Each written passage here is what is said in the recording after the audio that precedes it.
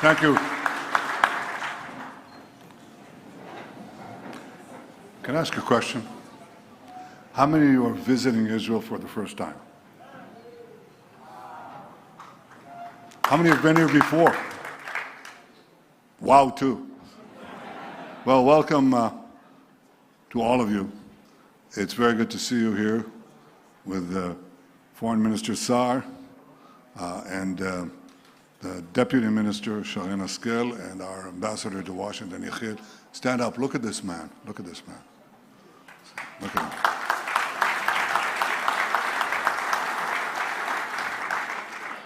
He, Yechiel, represents the greatest military comeback in recent history. On October 7th, we were attacked with no provocation by the Hamas monsters. They murdered 1,200 of our citizens. They burnt babies alive. They raped and then murdered women. They beheaded men. They took 250-some hostages, grandmothers, grandchildren, Holocaust survivors, to the dungeons of Gaza. I think a lot of people thought that we were on the ropes or perhaps flat on the ground and we didn't have a chance of coming back. A day later, on October 8th, Hezbollah joined the fray. They started rocketing our cities. Again, no provocation. I said on that day that we will change the face of the Middle East. I said that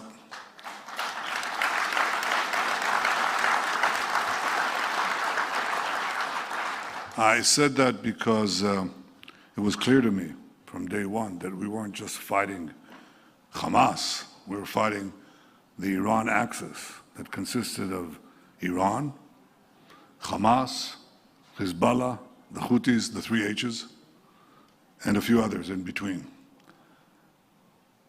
And while we would start with Hamas, we'd have to eventually reach the patron, and in one year or the other, all the elements of this terror axis. This is what we proceeded to do, first by striking hard at Hamas, then when their main forces, main organized military forces, were obliterated, we went to the north. I hope none of you have beepers.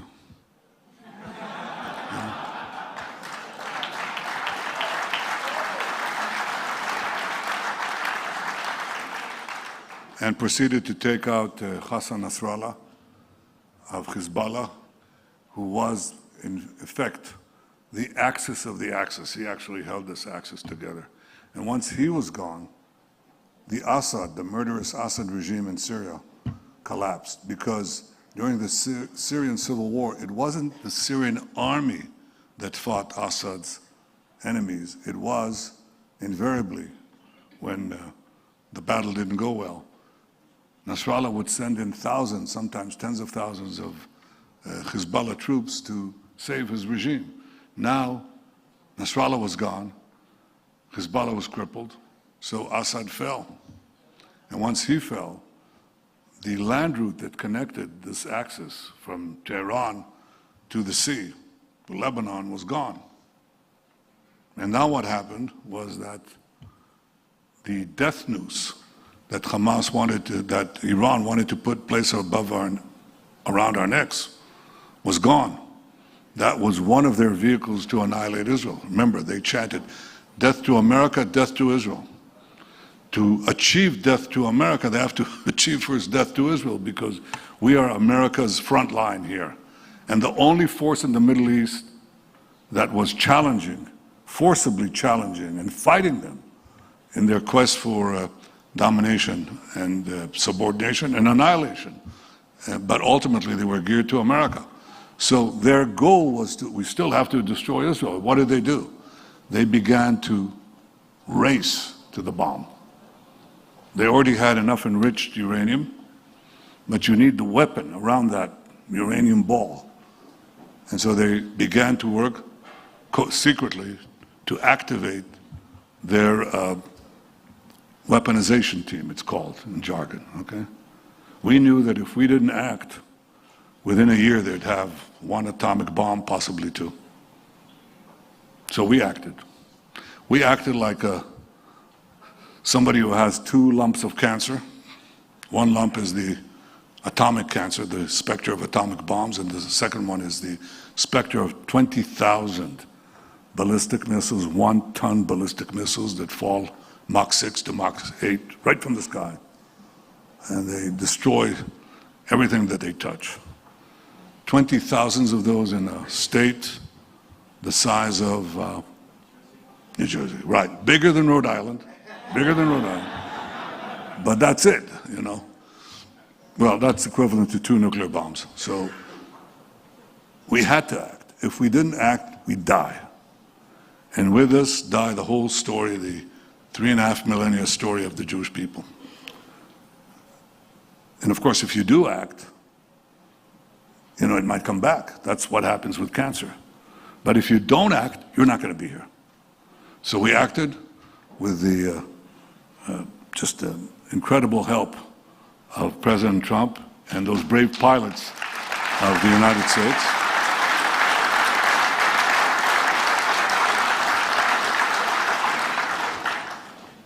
Our soldiers fought like lions. Our pilots just struck like lightning. And our alliance roared like thunder. And that did that.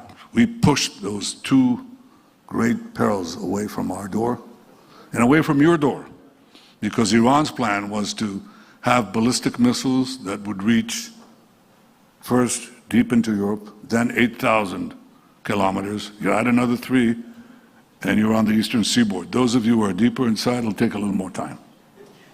But that was the goal, death to America.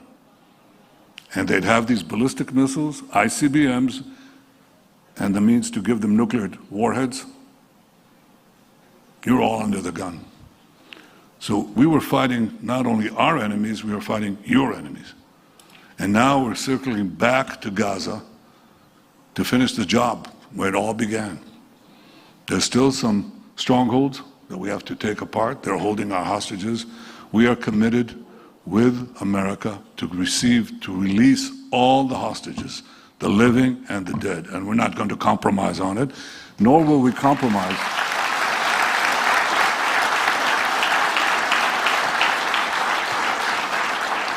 Nor will we compromise on eliminating Hamas, because if Hamas is there, they'll regroup, they'll recover, they'll rearm, and as they vow, they'll do it over and over and over again.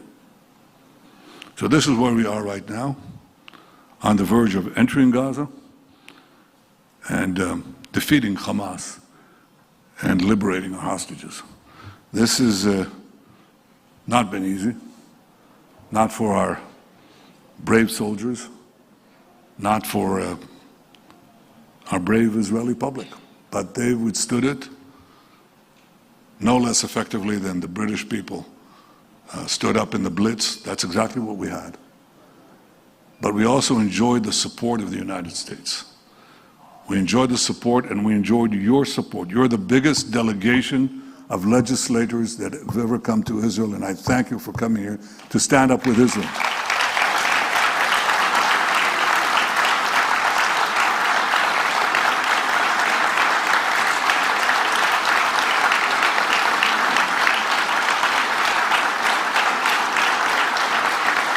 Thank you. Democrats and Republicans alike, we value and cherish your support. And there is an active effort to erode it. That effort to besiege Israel, not isolated as much as besiege Israel. That is orchestrated by the same forces that supported Iran. Iran's effort to put a military siege on us and ultimately choke us.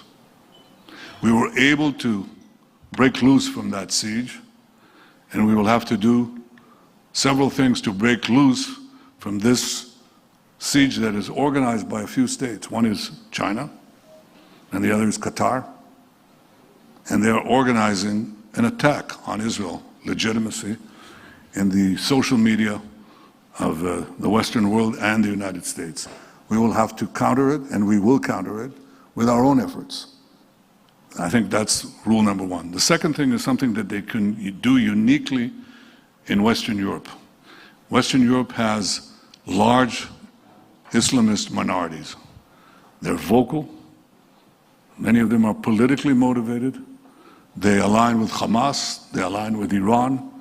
They pressure the governments of Western Europe, many of whom are kindly disposed to Israel, but they see that they're being overtaken, really, by campaigns of violent protest and constant intimidation. And so they fall into this siege. And we can break this siege. I just said this in another meeting, and they said, oh, Israel is isolated. Israel can't break out of the siege. And I said, we will. Some of them have stopped weapon component shipments. Can we get out of this? Yes, we can. We're pretty good at producing weapons. Like intelligence, we share both with the United States. A good chunk of your intel.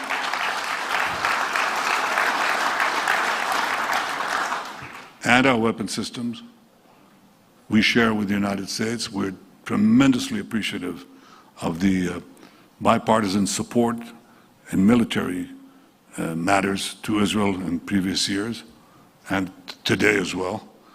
But do you have cell phones? You have cell phones here? Yeah? You're holding a piece of Israel right there. You know that? I mean, a lot of the cell phones, the medicines, the foods, you eat cherry tomatoes? You know where that was made? I don't like cherry tomatoes, but it's an Israel. What can I do? It's an Israeli product, as are so many other things. And I think this serves the betterment for the betterment of all mankind and womankind. I think that is Israel's unknown contribution. But we can make things, we can produce things. We cherish the fact that we have the constancy of American support despite the attempts to erode it. And we'll continue to work to make sure that that continues on both sides of the aisle. It's very important for us. But equally, we will eventually create the independence that we need so those in Western Europe who think they can deny us things will not succeed. We can break this siege, and we will. And the last thing that I want to say is that this is not a battle just for national interest, not just for our national interest and your national interest. Those theological thugs in Tehran who amassed the crowds, who took American hostages on the first few days of their tyranny, and who since chant death to America, they only see Israel as a roadblock on the way to subjugate you, subordinate you, and threaten you. And they see Israel as you. And if you look at what the Islamist radicals here and around the world say, they say that we are you, we're just a piece of you, and you are us. I disagree with everything they say except this. I think they're right. I think we're part of a common civilization with deep historic roots of common heritage. When I went to, I've spoken 4 times in the joint session of Congress, and I look at the far wall, and some of you, maybe all of you will end up there, you know. Do you really want to?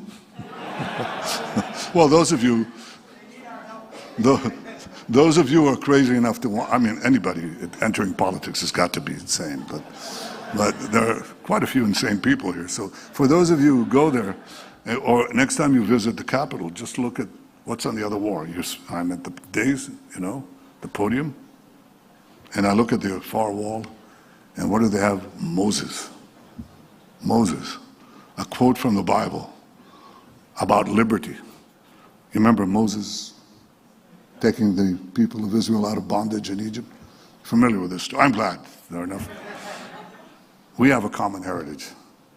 And that heritage is being challenged now by people who not only want to bring us back to the early Middle Ages with incredible fanaticism and cruelty, it's also savagery.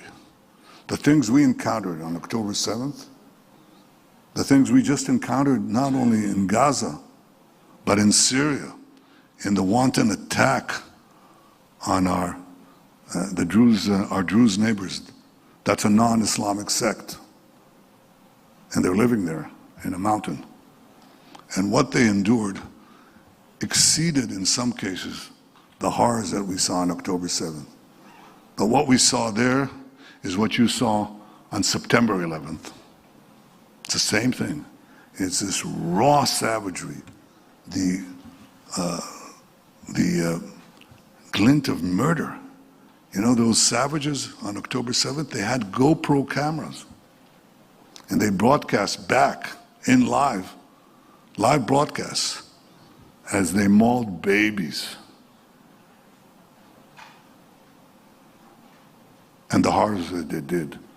So there's a glee, a horrible glee of death and the worship of a death cult there that is completely the opposite of the values that we hold dear. Life, liberty. What's the other one? I visited Monticello, Jefferson's place, and that's what I saw there. I saw Jefferson, who was well versed in the Bible, spoke about the Holy Land, quoted the prophets. He understood the roots of our common civilization, as did the other founding fathers of America, as did Abraham Lincoln on his death date. He said that his one hope was to visit Jerusalem, come to the Holy Land, to see the place where our common heritage began and from which it will continue. I'm glad you are here to visit Jerusalem, to see the place of our common heritage and where our common civilization, well defended by our great alliance, will continue. Thank you for coming to Jerusalem. Thank you, all of you.